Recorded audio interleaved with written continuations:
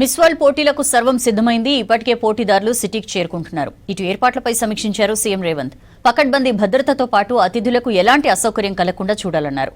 ప్రతి కార్యక్రమానికి నోడల్ ఆఫీసర్ను నియమించాలని ఆదేశించారు. పోటీలను టూరిజం ప్రమోషన్ కోసం ఉపయోగించుకోనుంది సర్కార్. దీనికోసం అన్ని ఏర్పాట్లు చేసింది.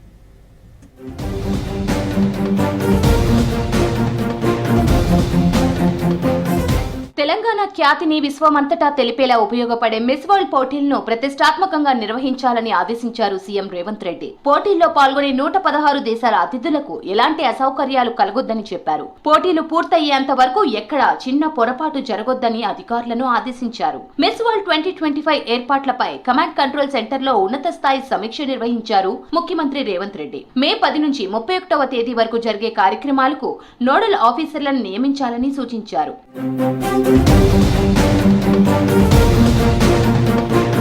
మిస్ వరల్డ్ పోటీదారులు చార్మినార్, లాడ్ బజార్, తెలంగాణ తల్లి, సెక్రటేరియట్ తో పాటు రాష్ట్రంలోని పలు పర్యాటక ప్రాంతాలను సందర్శించనున్న కారణంగా అవసరమైన రవాణా వసతులు కల్పించాలన్నారు సీఎం. అతిథులు వచ్చే టూరిస్టు ప్లేసుల్లో భద్రత కట్టుదిట్టంగా ఉండేలా చూసుకోవాలన్నారు. రాష్ట్రంలోని ప్రభుత్వ గురుకులాలు, BC, SC, ST welfare residential స్కూళ్లు, మోడల్ స్కూళ్లు, కస్తూర్బా పాఠశాలలకు చెందిన విద్యార్థులకు కూడా ఒకరోజు మిస్ వరల్డ్ వేడుకలు చూపించాలని ముఖ్యమంత్రి చెప్పారు.